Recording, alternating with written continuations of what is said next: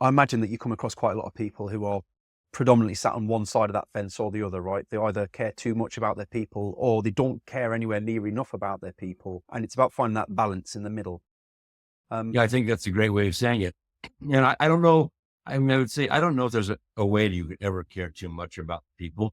It's just that if you're going to spend that amount of time, focused on the welfare and the health, and the work environment that affects people, you also have to be incredibly mindful of all the details that, are behind the complexities of running a successful, profitable, sustainable business. And, so, and you'd said there might be a lot of pain in there. There used to be, but now I speak about it as a thing openly. I used to be ashamed of all that, but it's a way for me also when I work with business owners. Most business owners, CEOs live with a fear. And the biggest fear is that they might somehow end up heading down that path of losing everything.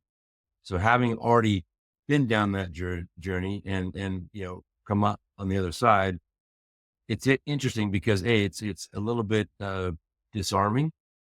I'm not the guy who shows up all the time with, oh my goodness, I've only gotten success. We sold our business for 10 million and I'm a super hit. None of that. So there's an accessibility that's afforded really as a result of that story that I would have never intended or known about.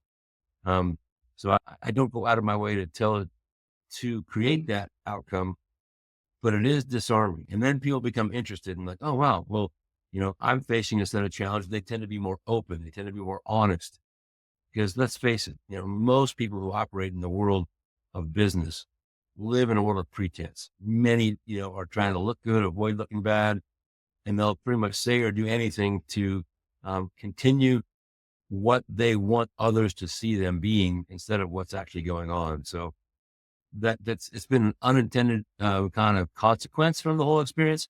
But I find it to be really effective in my ability to connect with business owners and CEOs.